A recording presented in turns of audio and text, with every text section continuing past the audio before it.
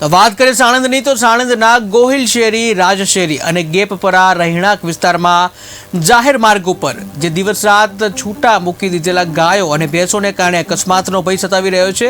જે વિષયને લઈને પંચની લીંબડીથી રેલી કાઢી મોટી સંખ્યામાં લોકો ભેગા થઈને ઉગ્ર સૂત્રોચ્ચાર કર્યા હતા કે જ્યાં મામલતદાર કચેરીએ આવીને પ્રાંત અધિકારી, મામલતદાર, નગરપાલિકા અને પોલીસ ઇન્સ્પેક્ટરને લેખિતમાં આવેદનપત્ર પાઠવી મૌખિક રજૂઆત કરી હતી। આ રહેણાંક વિસ્તારમાં છેલ્લા ઘણા સમયથી રોડ ઉપર અડીંગો જમાવીને રખડતા ઢોર બેસી જાય છે, જેના કારણે અહીંયાથી પસાર થતા જે લોકોને ભારે હાલાકીનો સામનો કરવો પડે છે। અકસ્માતનો ભય સતાવી રહ્યો છે અને જ્યારે ઘરના વડીલો, બાળકો, સગર્ભા બહેનોને હોસ્પિટલ પહોંચાડવાની તાત્કાલિક જરૂર પડે તેવા સંજોગોમાં બેઠેલા ઢોરને એકાએક ઊભા કરીને વાહન પસાર કરવાની નોબત આવે છે। તેમજ પશુઓને જે રાખવા માટે જે વાડાઓ હતા તે ભાડે આપી દેવામાં આવે છે અને જાહેર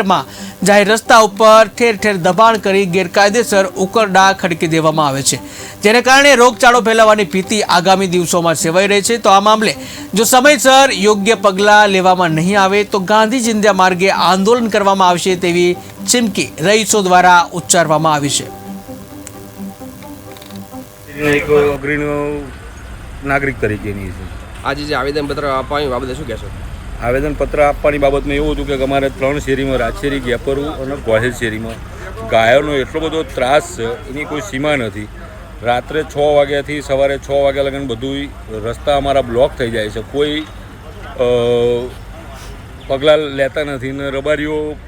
જે પશુપાલકો છે એમાં મોસ્ટ ઓફ રબારી આવેદનપત્ર સાહેબ આમાં આ જે રબારીમાં થયો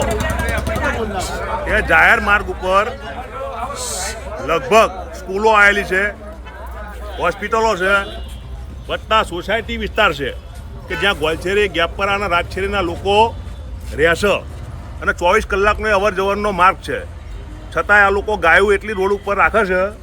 કે જેનો અસહ્ય ત્રાસ ભોગવી રહ્યા છે અત્યારે આ 3 શેરીવાળા। બરાબર, મારી જવાબદારી ગોલશેરીના એક